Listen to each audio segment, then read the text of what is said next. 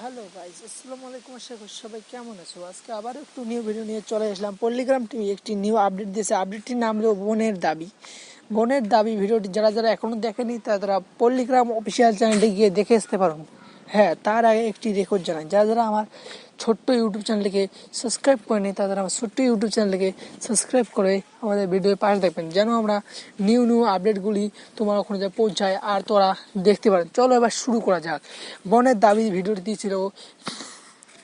ভিডিওটির মধ্যে ঘটেছিল একটি রীতি যখন স্কুল পড়ছিল তখন একটি 12 ভাজা আলা প্রতিদিন আসছো।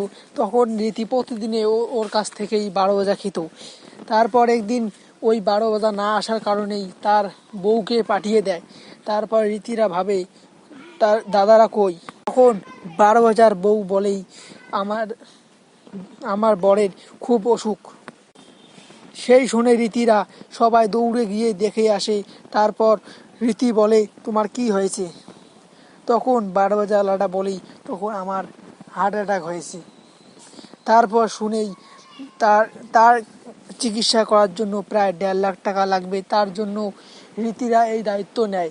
তারপর রাখি বন্ধনের দিনে সে বাজার থেকেই রাখি কিনে একে একে পড়াতে পড়াতে টাকা তুলতে থাকে।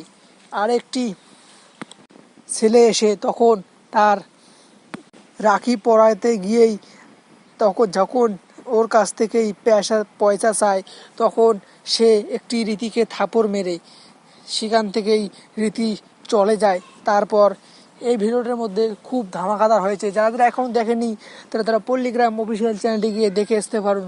ভালো থাকুন, সুস্থ থাকুন, আল্লাহ হাফেজ।